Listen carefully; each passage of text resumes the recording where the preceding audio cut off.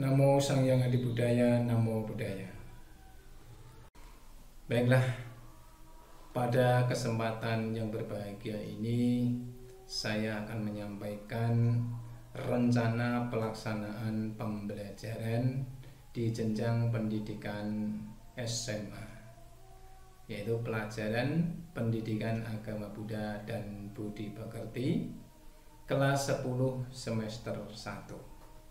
Nah, pada kesempatan ini topik dalam pembelajaran yaitu sejarah perkembangan agama Buddha di Indonesia. Nah, adapun tujuan pada pertemuan pembelajaran hari ini itu melalui kegiatan pembelajaran dengan menggunakan metode pembelajaran berbasis penyingkapan suatu masalah atau discovery learning dengan pendekatan saintifik. Materi pembahasan yaitu peninggalan dan kemunduran kerajaan Sriwijaya kelas 10. Nah, untuk kerajaan yang satu ini, yaitu kerajaan Sriwijaya, merupakan salah satu kerajaan yang tersohor ya, sebagai salah satu kerajaan Hindu Buddha yang pernah ada di Indonesia. Letaknya ada di tepi Sungai Musi, Palembang. Wilayah kerajaan meliputi Sumatera, Jawa, Kamboja, dan Thailand.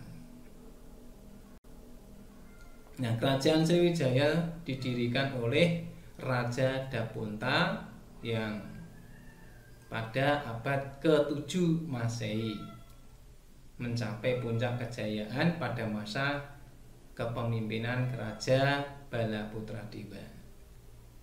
Mengapa kerajaan Sriwijaya bisa menjadi kerajaan yang besar? Nah, secara wilayah, kerajaan Sriwijaya terletak sangat strategis karena ada di jalur perdagangan dunia saat itu, yakni di Semenanjung Malaka. Belum lagi dengan adanya dukungan armada laut yang kuat, jadilah kerajaan Sriwijaya mampu menguasai jalur perdagangan penting di Selat Malaka, Selat Sunda, Laut Jawa. Itu alasan kenapa kerajaan Sriwijaya menjadi kerajaan maritim yang besar. Nah, kerajaan Sriwijaya ini bercorak Buddha, merupakan kerajaan maritim terbesar di Asia Tenggara. Nah, kerajaan Sriwijaya merupakan kerajaan terbesar kedua setelah kerajaan Majapahit. Mulai dari awal berdiri kehidupan sampai kemunduran dari kerajaan Sriwijaya.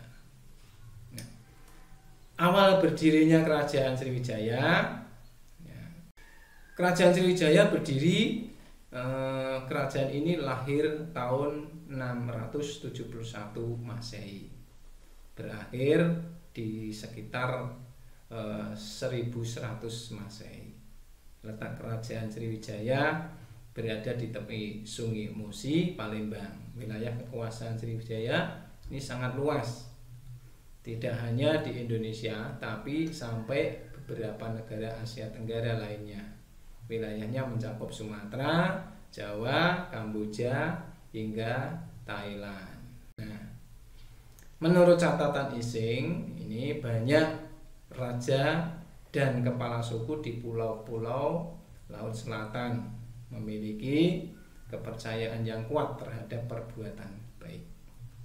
Biasanya kalau mereka mau ke daerah barat untuk belajar lebih jauh mengenai kepercayaan ini, mereka bakal menetap dulu di wilayah kerajaan ini sekitar 1 hingga 2 tahun sebelum melanjutkan perjalanan ke India Tengah.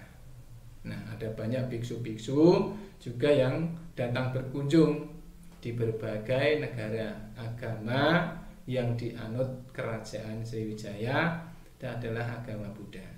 Kerajaan ini menjadi pusat pembelajaran agama Buddha. Silsilah kerajaan Sriwijaya sebenarnya ada banyak raja yang pernah memerintah kerajaan ini. Namun dalam hal ini dibahas cuma 2 saja. Hal yang paling terkenal yaitu Dapuntayang dan Balaputra Dewa. Nah, yang pertama kita mulai dari Dapuntayang atau Srijaya Nasa. Kalau menurut prasasti Kedukan Bukit, Dapuntayang ini merupakan pendiri kerajaan Sriwijaya. Nah, jadi ceritanya waktu itu Dapuntayang melakukan perjalanan suci atau Sidayatra. Nah, setelah Dapuntayang turun dari tahtanya, masih ada raja-raja lainnya yang memimpin kerajaan Sriwijaya. Tetapi kita tetapkan aja pada abad ke-9 di mana tahta tersebut diduduki oleh Balaputra Dewa, raja ke-10 kerajaan Sriwijaya yang telah berhasil membawa kerajaan ini menjadi puncak kejayaan.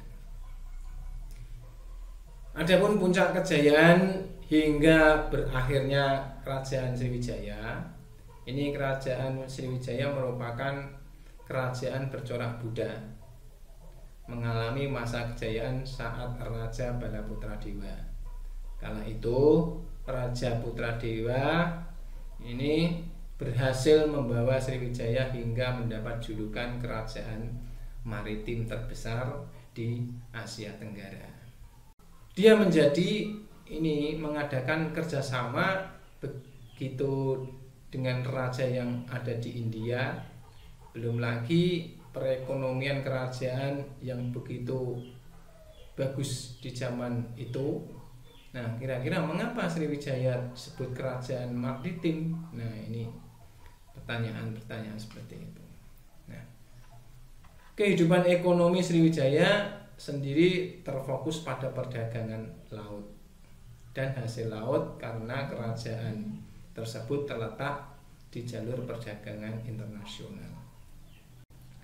Karena fokusnya pada perdagangan, maka kerajaan ini tidak begitu banyak bangunan-bangunan candi yang besar seperti kerajaan-kerajaan lainnya. Adapun kehidupan sosial kerajaan ini jadi melibatkan banyak pedagang atau pedagang-pedagang ini dari jalur yang singgah dalam perjalanan mereka.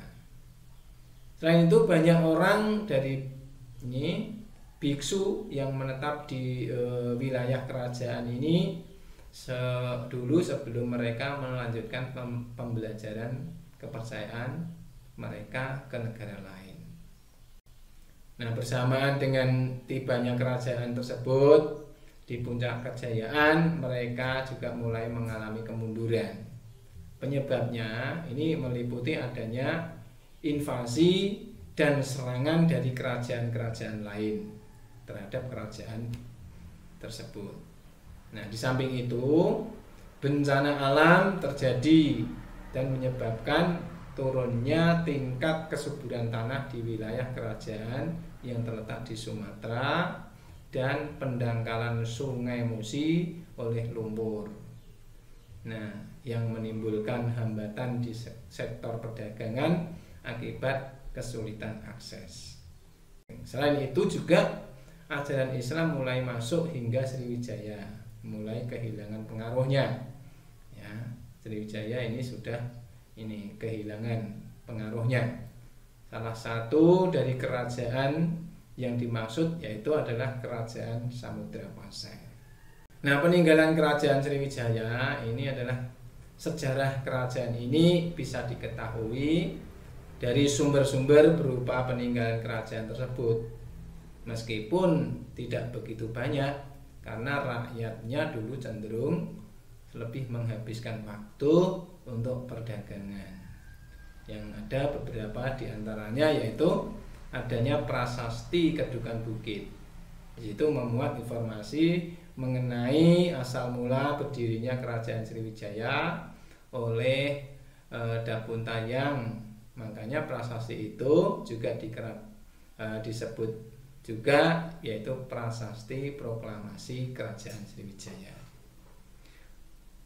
Di samping itu prasasti Kota Kapur juga menceritakan tentang kerajaan ini beserta pendirinya, tetapi di dalamnya juga berisi hukum-hukuman, ya, hukuman-hukuman yang akan dijatuhkan kepada wilayah-wilayah yang memberontak, ya, atau enggak mau tunduk sama kerajaan Sriwijaya.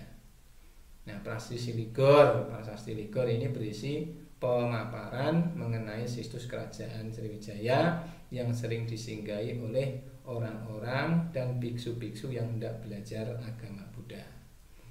Nah, ada lagi prasasti Nalanda yang ditemukan di India. Prasasti ini menceritakan kalau setelah masa kejayaan kerajaan Sriwijaya di bawah pimpinan Raja Balaputra Dewa, kerajaan ini malah mengalami kemunduran.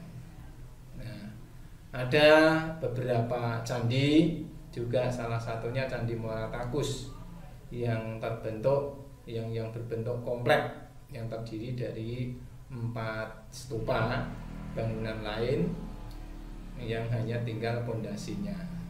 Nah, ini dari materi pemaparan yang berkenaan dengan penyiaran agama Buddha.